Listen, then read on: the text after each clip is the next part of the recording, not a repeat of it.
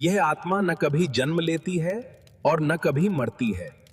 यह अमर कथा का सार है, हे पार्वती।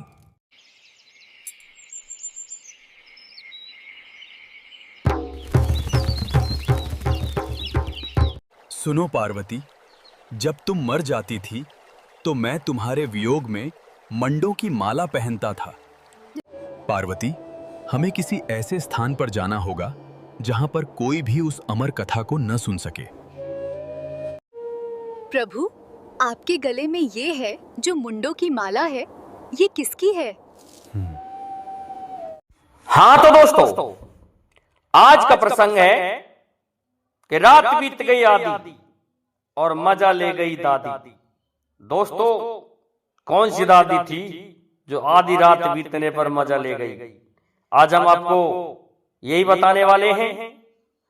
तो दोस्तों, हमारे चैनल को लाइक, शेयर, सब्सक्राइब कीजिए, साथ ही बेल आइकन को भी प्रेस कर दीजिए, जिससे कि आने वाले वीडियो का नोटिफिकेशन आपको मिलता रहे।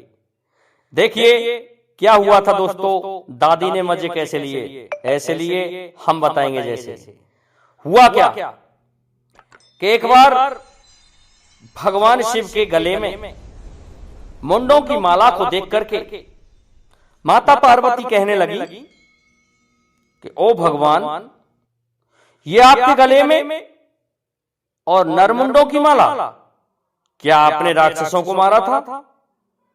पर आपने राक्षसों को मारा था तो ये गले में क्यों लटका लिए? भगवान शिव कहने लगे, पार्वती, तुम्हें क्या मतलब? मैं साधु हूं, तपस्वी हूं, अघोरी हूं, मेरा ऐसा ही स्वरूप है। अरे मैं इसी तरह से रहता हूं, तुझे नरमुंडों के बारे में क्या मतलब? पार्वती कहने लगी, नहीं महादेव, हम नहीं मानते आपकी बात को। आप हमें ये बताइए कि नरमुंडों की माला है तो आपके गले में क्यों है? पार्वती पछताएगी, मुझसे मत पूछ कि ये नरमुंडों की माला किसकी है। नहीं मानी पार्वती। तो कहने लगे भगवान से, सुनो पार्वती, जब तुम नहीं मानती हो तो मैं तुम्हें बताता हूं। ऐसा हुआ है, मेरे साथ बार बार धोखा किया, ये तुमने ही धोखा किया है। कि मैंने धोखा? कि हाँ, तुमने मेरे साथ बार बार धोखा किया। अरे भला, जो औरत हमेशा साथ में रहती है और वो मर जाए तो उसकी याद तो आएगी ना, उसका प्रेम तो सताएगा ना। कि मेरा प्रेम और आपको सताएगा भोलेनाथ? अरे अब तो मैं आपके साथ में हूं ना, फिर मैंने कैसे सता दिया आपको? कि सुनो, ऐसा है, ये जो मेरे गले में नरमुंडों की माला है ना, ये अन्य किसी की नहीं, ये तुम्हारे ही शीशों की माला है। और मैं इसी शरीर से हूं, पुरातन हूं मैं, पुरातन, और चिरंतन हूं मैं, और तुम बार बार मर जाती हो। मेरी आयु इसी तरह से है, मैं हमेशा इसी प्रकार का रहता हूं। और तुम्हारी आयु हुई कि तुम मर गई, और मर गई तो मैं तुम्हारी याद में परेशान रहता हूं। अब मैं करूं तो क्या करूं बताओ? इसलिए मैं तुम्हारे उस शीश को काट के मेरे गले में लगा लेता था, लटका लेता था। तुम्हारे प्रेम में, तुम्हारे प्यार में मैं अंधा होता रहा हूं पार्वती। इसलिए मेरे गले में ये नरमुंडों की माला लटकी हुई है। कहने लगी पार्वती, तो प्रभु मुझे बार बार मरना पड़ता है? कि हाँ, तुम बार बार मर जाती हो, और मैं प्रतीक्षा करता हूं कि कहां जन्म लिया है पार्वती ने, उमा ने, कात्यायनी ने, रुद्राणी ने। तुम्हारे ही स्वरूप हैं 108, ये तुम्हारा अंतिम स्वरूप है 108वां। क्या कहा महादेव? इतनी बार मर गई? कि हाँ, तुमको बार बार मरना पड़ता है। ऐसा है तो हे भोलेनाथ, कोई ऐसा उपाय बताइए जिससे मैं भी आपकी तरह अमर हो सकूं, क्योंकि मुझे बार बार ये शरीर छोड़ना पड़ता है। आप भी इसमें परेशान रहते हैं, मेरे प्यार में अंधे रहते हैं, और मेरे शीशों को गले में लटकाते हैं, तो उपाय बताइए। भगवान शिव कहने लगे, सुनो पार्वती, ऐसा है, उपाय तो है, लेकिन उस उपाय में एक डर है। कि क्या डर है? कि मेरे पास में एक ऐसी कथा है, उस कथा को कोई सुन लेगा, थोड़ा भी सुन लेगा, तो वो अमर हो जाएगा और फिर वो किसी के मारे नहीं मरेगा। इस भय के कारण मैं उस कथा को नहीं सुनाना चाहता तुम्हारे लिए। आपने अब की बार पूछा है, कई बार पूछा होगा, लेकिन मैंने ध्यान नहीं दिया आपकी बात पर और आप मर जाती हैं। और मुझे पता होता है कि पार्वती कहाँ जन्म लेगी और फिर मैं तुमसे विवाह कर लेता हूं। हाय भगवान, आपने अब तक मुझे अमर क्यों नहीं किया? पार्वती कहने लगी, तो ऐसा है, आपको अमर तो मैं कर दूंगा, लेकिन कोई अन्य जीव चींटी ने भी सुन लिया तो वो उसी देह में रह जाएगी और मरेगी नहीं। तो क्या करूं भगवान? ठीक है, कुछ मत करो, नहीं मानती हो, आप जिद करती हो, तो मैं आपको ये कथा अवश्य सुनाऊंगा। इस तरह से भगवान शिव ने पार्वती से कहा। तो देखिए, जिद ही जिद में संध्या का समय हो गया, अंधेरा हो गया और भगवान भोलेनाथ क्या करते हैं? अपने डमरू को छोड़ देते हैं, अपने नाद को छोड़ देते हैं और ऐसा नाद बजाते हैं कि जीव जंतु चींटी जो भी कुछ थे उस स्थान से पलायन कर गए। और जब सभी पलायन कर गए तो कहने लगी पार्वती, बताओ भगवान शिव अब भी कोई रहा होगा? कि अब नहीं रहा कोई भी यहाँ पर पार्वती। ऐसा है उमा, मैं आपको अब अमर कथा सुनाऊंगा। तो इस तरह से होता क्या है, भगवान शिव ने देख लिया इधर उधर, परंतु ये नहीं पता था कि आगे होने क्या वाला है। तो उन्होंने अपनी कथा कहना प्रारंभ किया। भगवान शिव कथा कह रहे थे और वो भी अमर कथा कह रहे थे।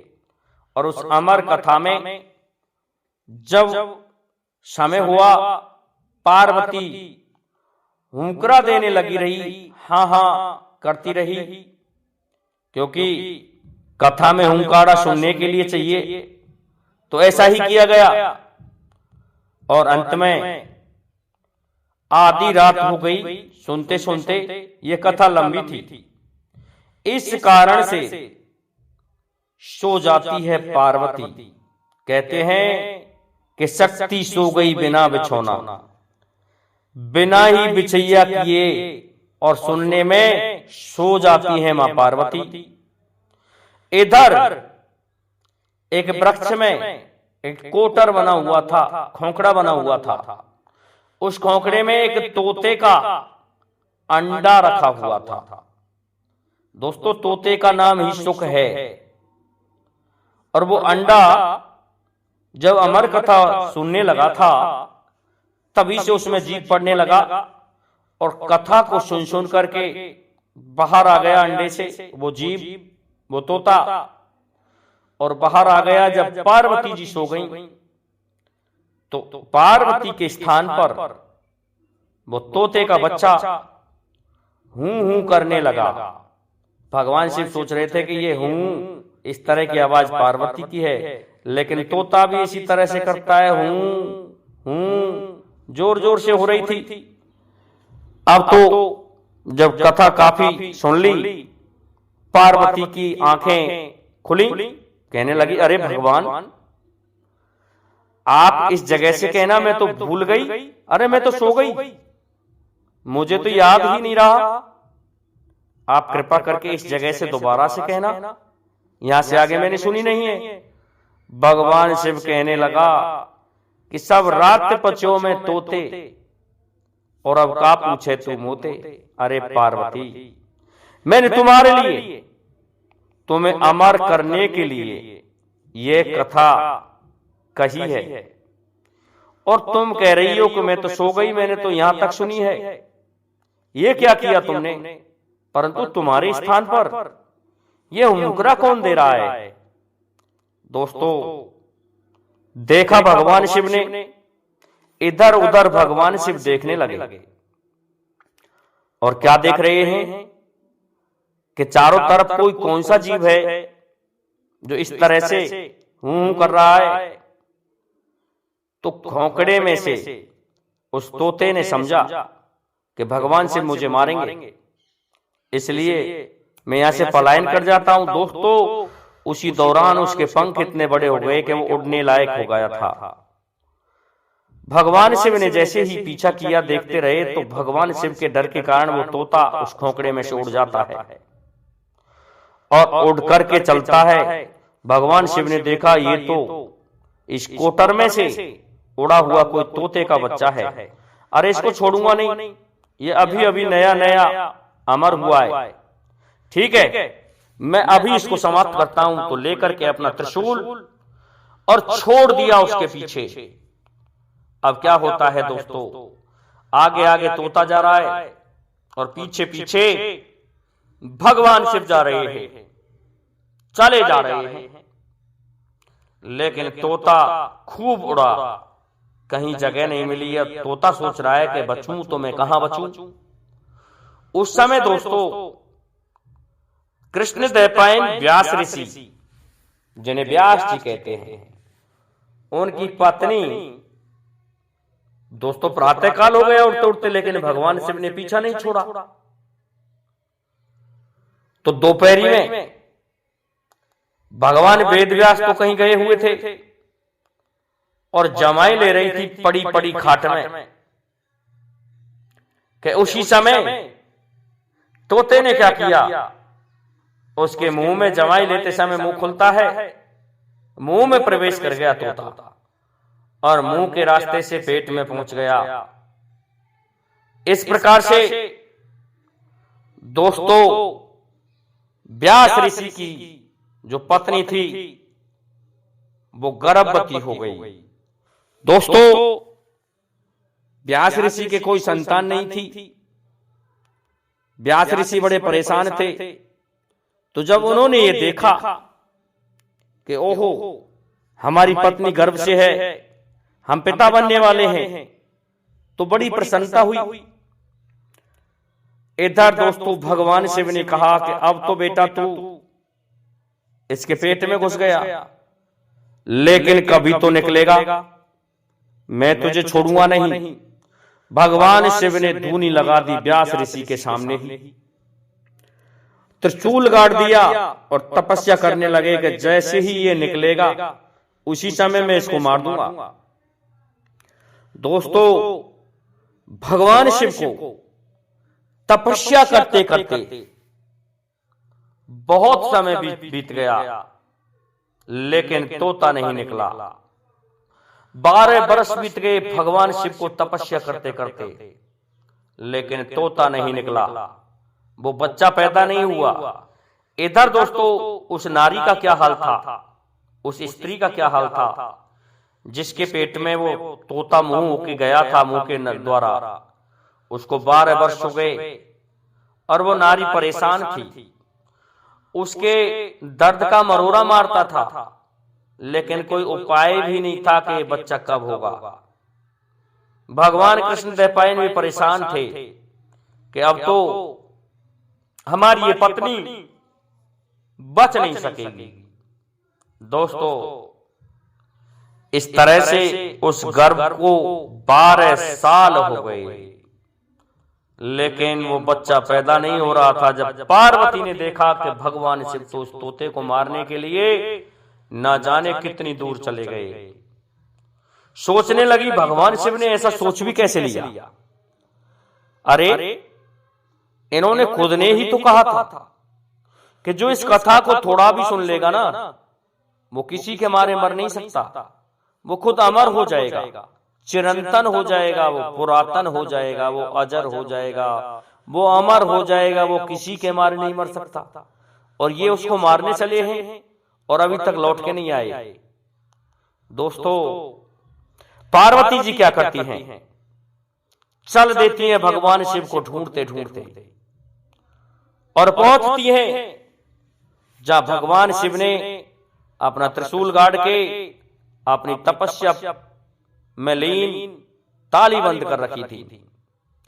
पार्वती ने देखा कि भगवान शिव तो कहीं है ही नहीं, कहाँ हो सकते हैं। पता चला कि व्यास ऋषि के आश्रम की तरफ चलूं मैं। और सुना था मां पार्वती ने कि व्यास ऋषि की पत्नी गर्भ से है, उसको 12 वर्ष भी चुके हैं, लेकिन संतान पैदा नहीं हो रही है। तो समझ गई कि वो जो भी कोई पक्षी था वो गर्भ में पहुंच गया है और भगवान शिव उसी स्थान पर मिलेंगे। पहुंच गई मां पार्वती, भगवान शिव को जगा रही हैं कि भगवान भोलेनाथ, अरे खड़े हो जाओ, अरे आप कर क्या रहे हैं प्रभु? जब आपको ये पता ही है कि ये जो पक्षी है ये अमर हो गया, तो फिर आप पीछा क्यों कर रहे हो? आपने खुद ने ही तो कहा था कि इस कथा को जो थोड़ा भी सुन लेगा ना, वो किसी के मारे नहीं मर सकता। वो अमर है, वो अजर है, वो चिरंतन उस अविनाशी ब्रह्म का हिस्सा बन जाता है। वो इस पृथ्वी पर हमेशा दीर्घ काल तक जीवित रहेगा।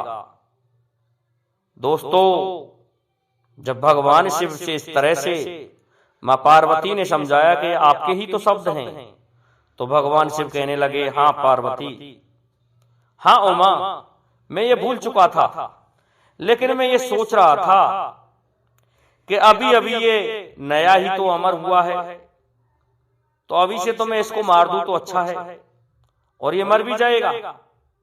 इसलिए मैंने इसके पीछे त्रिशूल छोड़ दिया था और मैंने इसको मारना चाहा था, लेकिन ये भय के कारण व्यास ऋषि की पत्नी के गर्भ में स्थापित हो गया है। अब ये बाहर निकलेगा। चलो हम चलते हैं व्यास ऋषि की पत्नी के पास में। पहुंच जाते हैं भगवान भोलेनाथ और मां पार्वती। और जब ये हालत देखी ऋषि पत्नी की 12 वर्ष कितने होते हैं, कहने लगी, भगवान अब मेरे बस की बात नहीं, अब मैं ये प्रतीक्षा कर रही हूं कि मुझे मृत्यु कब आएगी, क्योंकि ना तो ये बच्चा कोई है या क्या है, मेरे ये पैदा होता है और मैं उसी दिन से इस स्थिति में पड़ी हूं। मैं बड़ी परेशान हूं, मेरे गर्भ है कि क्या है, कौन सा बवाल है जो आज तक पैदा नहीं हुआ। भगवान भोलेनाथ और मां पार्वती ने आशीर्वाद दिया, कैसा है ब्राह्मणी, आपको ये जो संतान होगी ये सर्वश्रेष्ठ होगी। जैसे भगवान वेदव्यास हैं उसी तरह के ये भी होंगे, और ये जिस कथा को जानेंगे उस कथा को भगवान वेदव्यास भी नहीं जानते हैं। हालांकि भगवान वेदव्यास भी अजर अमर हैं, परंतु ये सबसे विद्वान और गुणवान संतान पैदा होगी आपकी। इस तरह से भगवान शिव और मां पार्वती ने वेदव्यास की पत्नी को आशीर्वाद दिया, और आशीर्वाद देकर के वापस कैलाश को लौटे। तब रास्ते में कहा, भगवान भोलेनाथ इस तरह से आपको करना ही नहीं है। अरे आपको तो जब पता ही था कि ये अमर हो गया तो इसका पीछा करना व्यर्थ है। कि हाँ उमा, मैं भूल गया, मुझसे ये गलती हुई। तो इस प्रकार से भगवान महादेव और मां पार्वती दोनों कैलाश को लौट आते हैं। और 12 बरस पश्चात दोस्तों सुखदेव जी का जन्म हुआ।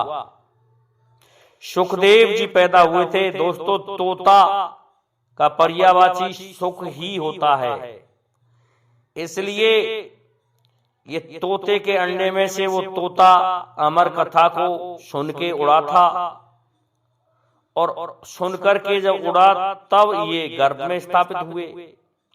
और जब गर्भ में स्थापित हो गए तो इसलिए सुख का पर्याय हो गया, पर्यायवाची हो गया, तोते का पर्यायवाची हो गया सुख। और इनका नाम इस कारण से सुखदेव ही रखा गया था। दोस्तों, ये कथा प्रमाणित है। लोग इस कथा को कबूतर कांडा बताते हैं, जो कि गलत है। ये सुख है, सुख अर्थात तोता है, तोता। इस तोता से ही सुखदेव नाम पड़ा। तो दोस्तों, ये आपको हमने अमर कथा के बारे में बताया है। और वो जो पहले पहले बोला है हमने कि रात बीत गई आधी और मजे ले गई दादी। दोस्तों, मां पार्वती सभी की दादी हैं, संपूर्ण संसार की दादी हैं। भगवान भोलेनाथ सभी के बाबा हैं। इसलिए रात बीत गई आधी और मजा ले गई दादी, ये यहां पर लगती है। दोस्तों, आपको हमारा ये वीडियो कैसा लगा, आप हमें कमेंट करके जरूर बताएं। और दोस्तों, हमारे वीडियोज को आप शेयर तो कर दिया करो। हो सकता है आपने एक बार शेयर कर दिया हो तो उससे हमारा बहुत उत्साहवर्धन हो जाए। तो दोस्तों, इतना ही निवेदन है मेरा आज के लिए। जय हिंद, जय भारत, जय जय श्री राधे, जय जय श्री राम।